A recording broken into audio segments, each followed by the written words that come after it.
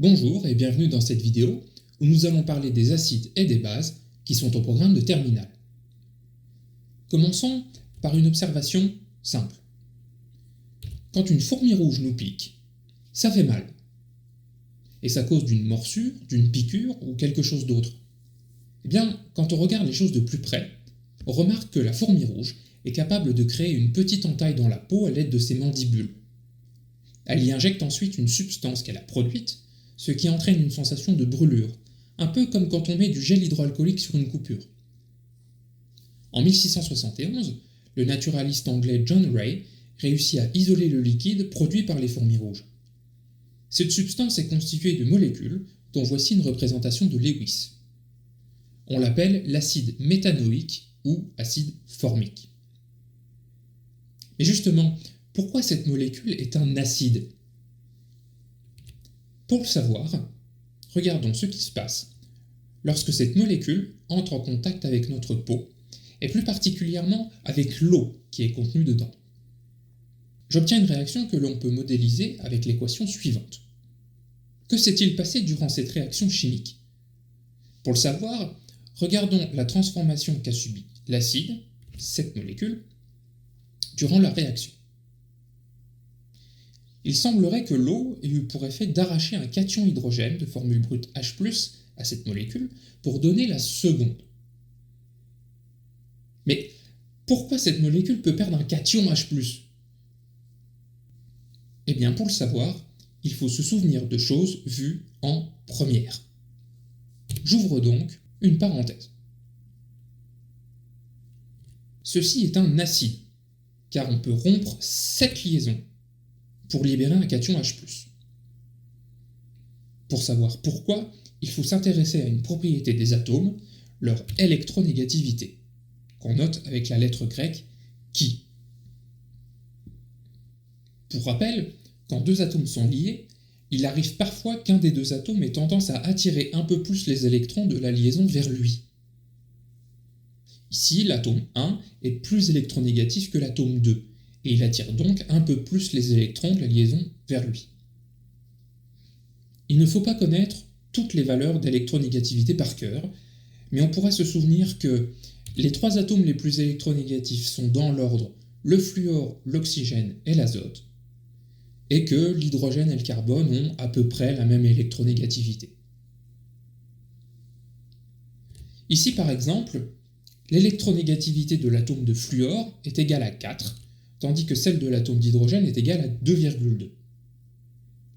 Cela signifie que les électrons mis en jeu par les deux atomes afin d'être liés ensemble, le doublet liant, eh bien ces électrons sont attirés un peu plus du côté du fluor que de l'hydrogène. Ceci a pour effet de créer une sorte de petit surplus d'électrons du côté de F et au contraire un petit manque d'électrons du côté de H. On dit alors que la liaison HF est polarisée et on va noter les choses comme ceci, avec un delta- et un delta+. Le caractère acide d'une molécule vient de là. Quand une de ces liaisons est polarisée, comme c'est le cas dans la molécule produite par la fourmi, cette dernière est alors susceptible de se rompre si on vient un peu forcer les choses en mettant en contact une autre molécule, dans ce cas l'eau. En se brisant, les électrons de la liaison OH se rabattent sur l'atome le plus électronégatif, c'est normal, c'est lui qui attire le plus les électrons. Et laisse alors l'hydrogène seul, dépouillé d'un électron, on obtient alors le cation H+. Ce cation se trouve libre et peut donc bouger comme il veut. Sauf que tout autour de cet ion, il y a de l'eau. On a alors une molécule d'eau qui va se lier au cation H+, pour donner l'ion oxonium de formule brute H3O+.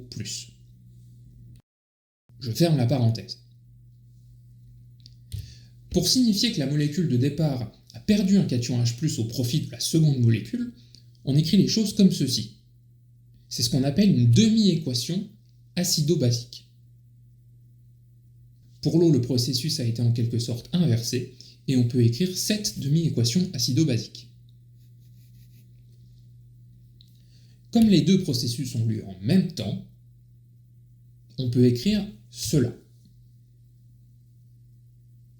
C'est ce qu'on appelle l'équation de la transformation acide-base.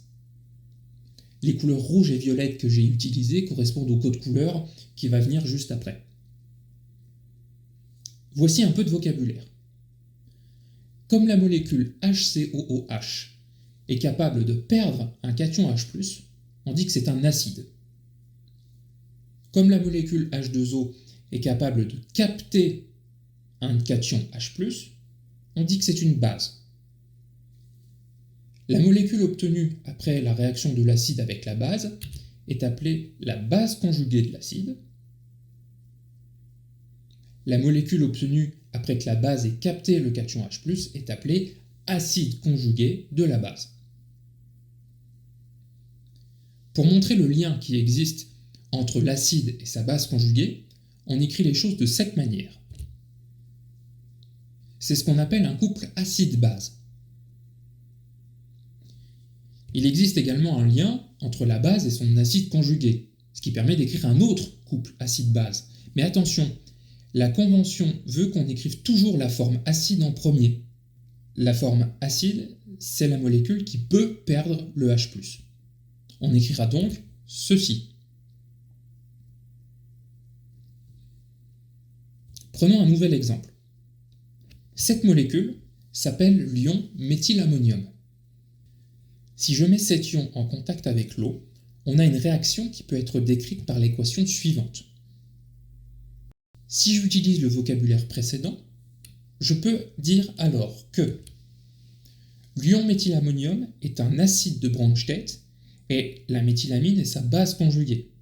On est passé de l'un à l'autre grâce à la perte d'un cation H+. L'eau est une base de Bronsted et l'ion oxonium est son acide conjugué. On est passé de l'un à l'autre par le gain du H+ précédent. Les deux couples acide-base mis en jeu sont l'ion méthylammonium / la méthylamine et l'ion oxonium / l'eau. Un dernier exemple, l'acide sulfurique peut réagir avec l'eau pour donner l'ion H3O+, et la molécule appelée l'ion hydrogénosulfate. Où est l'acide? Où est la base? Où est la base conjuguée? L'acide conjugué? Quels sont les couples mis en jeu? N'hésitez pas à mettre pause pour réfléchir. Voici la réponse. Là aussi, n'hésitez pas à mettre pause pour bien étudier les choses. Petite remarque au passage. Expérimentalement, on peut voir que l'ion hydrogénosulfate peut lui aussi réagir avec l'eau pour donner l'ion oxonium, encore lui, et l'ion sulfate. L'acide sulfurique peut donc donner successivement 2 H+. On dit que c'est un diacide. Voilà le récapitulatif pour la réaction de l'ion hydrogénosulfate avec l'eau. Là encore, n'hésitez pas à mettre pause. On a remarqué un phénomène assez particulier avec l'eau. En effet, cette dernière peut réagir avec une autre molécule d'eau. On a alors la transformation acide-base modélisée par l'équation suivante. Cette fois-ci, j'utilise les formules brutes pour changer un peu. Que remarque-t-on? Dans un cas, H2O peut être considéré comme un acide puisqu'elle perd un cation H+, pour donner l'ion hydroxyde, qui est donc sa base conjuguée.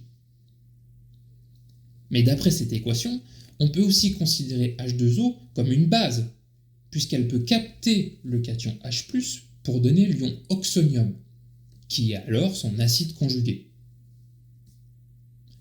L'eau peut donc se comporter comme un acide ou comme une base. Il existe d'autres molécules qui peuvent se comporter comme un acide ou comme une base en fonction des conditions. Une telle molécule est appelée une espèce amphotère. Pour résumer, une espèce qui est susceptible de céder un ou plusieurs cations hydrogène est appelée un acide. Une espèce qui peut capter un ou plusieurs cations hydrogène est appelée une base. La molécule obtenue après la réaction de l'acide avec l'eau est appelée la base conjuguée de l'acide. La molécule obtenue après que la base ait capté le cation H+, est appelée l'acide conjugué de la base. L'acide et la base conjuguée forment ce qu'on appelle un couple acide-base. Et enfin, il existe des espèces amphotères qui peuvent se comporter comme un acide ou comme une base. Merci d'avoir suivi cette vidéo jusqu'au bout. Si vous avez des questions, n'hésitez pas à aller en parler avec votre prof de physique-chimie.